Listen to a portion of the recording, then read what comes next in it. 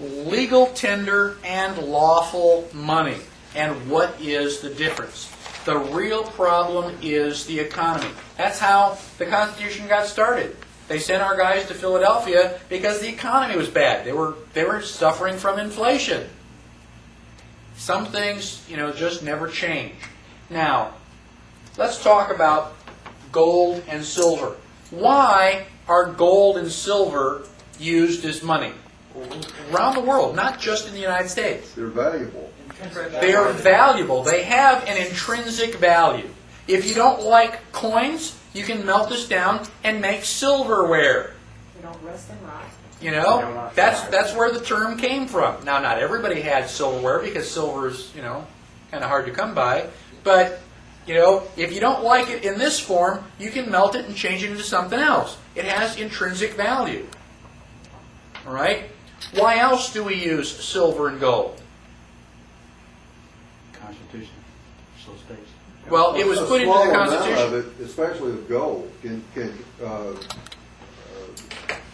can equal a fair amount. Right. So gold is very, very valuable. Why is it so valuable? No free electrons. It won't oxidize. It won't oxidize. There's a Right. limited amount. How much gold is there? There's a limited amount. There's a limited amount. Can gold inflate? Can we just go out and just, start spitting out more gold? No. If you want more gold, what do you have to do? You got to go and dig it up. And it's hard work. And so you can spend, 10 or 15 years of your life and end up with this little ball of gold. Okay, you worked hard for it. You deserve it. Is it that ounce of gold going to inflate the economy? No. So the fact that there is a limited amount of gold and silver is a primary reason that countries all over use this as a medium of exchange. Now, when they had these goldsmiths, what you would do is, you want to buy my apple. You give me this, this gold coin. Well, there is one disadvantage to gold and silver. 10,000 apples. You try carrying this around in your pocket. If I don't have a belt on, I'm gonna lose my shorts. It's heavy. And not only that, if I'm walking around and this stuff is jingling around, everybody knows I've got it. And they can either cut my throat or cut my purse, and take it from me. So it does have a disadvantage. So one of the things that we used to do is take your money to the goldsmith. One, he would punch it into coins for you and make them all the same. And then he also had a great big lock box. So you can say, well, I want to just leave my gold here where it's safe. And the goldsmith would give you a receipt for it. Kind of like Chinese laundry. You bring back the receipt, we'll give you your gold. No ticky, no washi.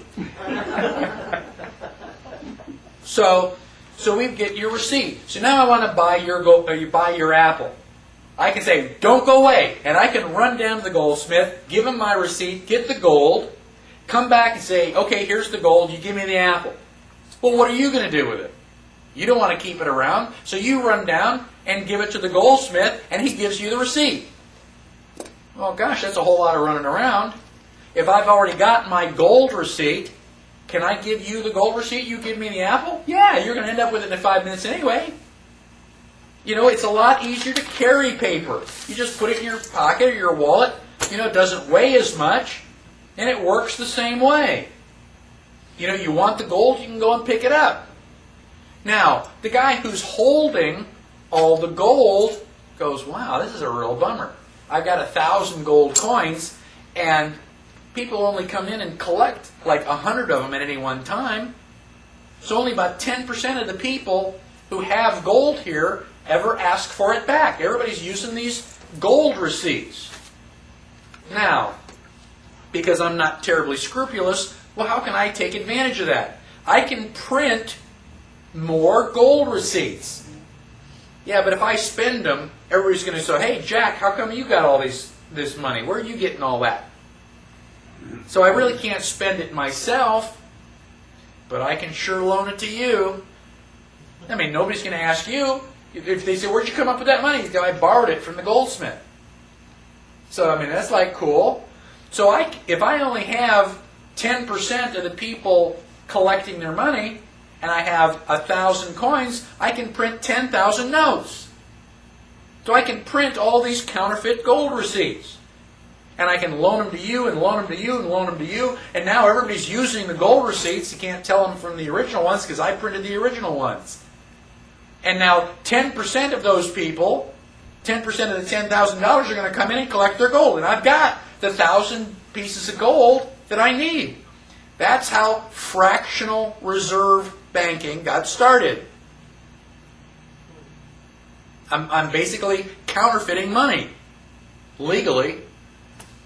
So now, and this is a really great setup. I can counterfeit this money, I can loan it to you, and now when you borrow money from me, you've got to pay me back in interest.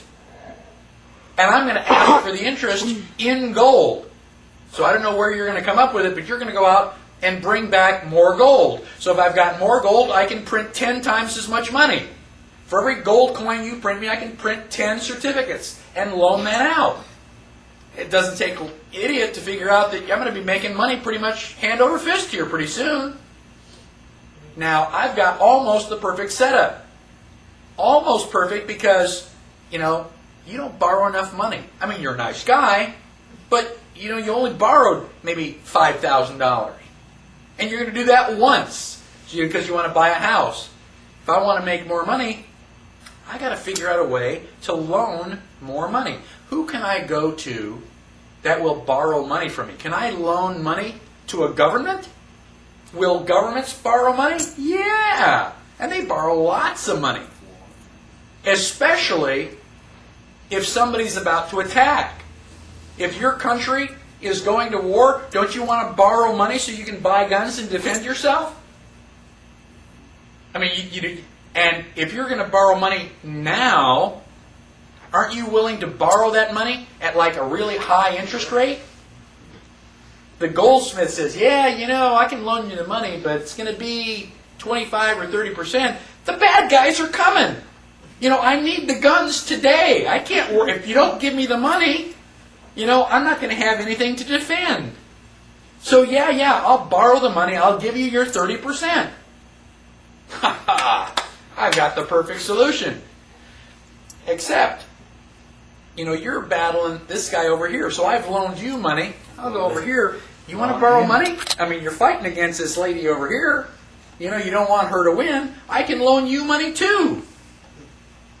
So now I'm playing both ends against the middle. I'm loaning you money at 30%. I'm loaning you money at 35% because I'm not giving you very many chances. And I've got the two of you fighting. You're both borrowing lots of money. I'm making money hand over fist. This is good. What's the only bad news that I could ever get? The two of you shook hands and decided not to be at war anymore. Oh my gosh, you can't have that. If you stop the war, you're going to stop borrowing money. This sounds like wild, crazy, That's exactly what's going on. When Napoleon was exiled, they put him off in Elba, hoping they'll never come back. What do you think the bankers did? Hey, Napoleon, you want to come back and kick some butt? Why do you think we had the Louisiana Purchase? Because Napoleon needed money. He said, yeah, I'll give you that entire Louisiana Purchase. You can have all of France's land. I need money because I got to come back and kick some butt. And he was also borrowing money from the bankers. So we got here, we are the United States. We are printing our own money. Oh my gosh, we can't have any of that. We don't have any control. If you're making your own money, how can we loan you money? So all through the history of the United States, they've been trying to set up a central bank. Alexander Hamilton was the guy who was trying to get it started. And he did. They called it the first Bank of the United States. And then the contract ran out. And so they brought it back again, and they called it the first Bank of the United States. And then it